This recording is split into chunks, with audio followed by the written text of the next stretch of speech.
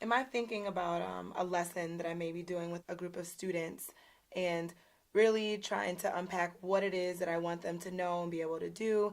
I sometimes use Metamaps to get my own thoughts on paper and really have a clear idea of where I'm headed. Yeah. What is the power behind the Metamaps that helps students in their thinking and their learning? That's a great question. I had a teacher tell me once that she thought that if she couldn't metamap it, then she didn't understand it herself.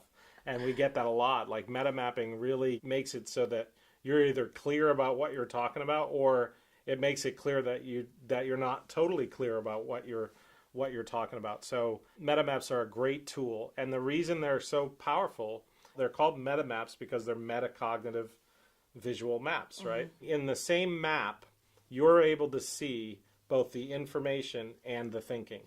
And so a big part of understanding metamaps is learning how to read them. And learning how to read them is very simple. It's being able to see where the I is and where the T is, where the information is and where the thinking is. The information is usually all the words, right, in the map. So whatever map you're looking at, you just select all the words, and that's the information. The thinking is all the structure. They're the boxes and the lines and the boxes on lines and the perspective lines and the perspective eyeball. That's all the underlying structure that gives that information meaning. And so you can imagine if you just abstracted the information out of a map, all the words, then what you would have is a vocab list, right? But that doesn't give you much meaning. That just gives you a vocabulary list. Right. But when you take that vocabulary list and you put it into a structure, suddenly that structure helps you make meaning out of that vocab list, right? And that's really fundamentally what metamaps are. They're just maps that get at the underlying structure of thinking and the informational content all in one map. Right. So they actually lead to deep understanding of the content. In my experience, I remember The Lightning Thief by Rick Riordan, great and book.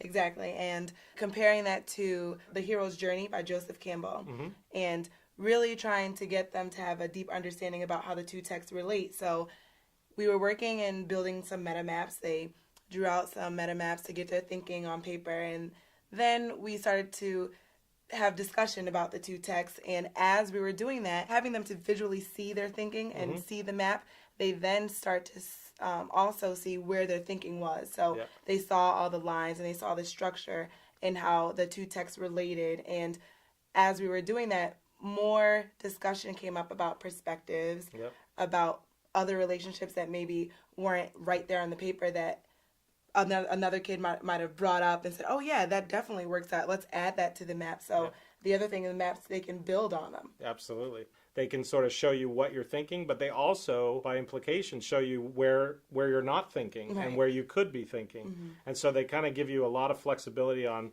okay, this is what my model thinking knowledge is right now, but I could take it this way, or I could take it that way. I could add relationships, or I could take a different perspective, those kinds of things.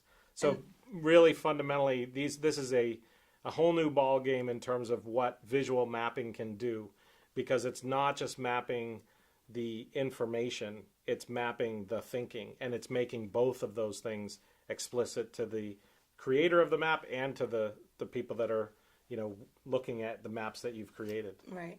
And it's a quick form of assessment. You quickly see, okay, this is something that we need to slow down on. This is something that we need to work on. Yeah, you really start to see what your kids are thinking.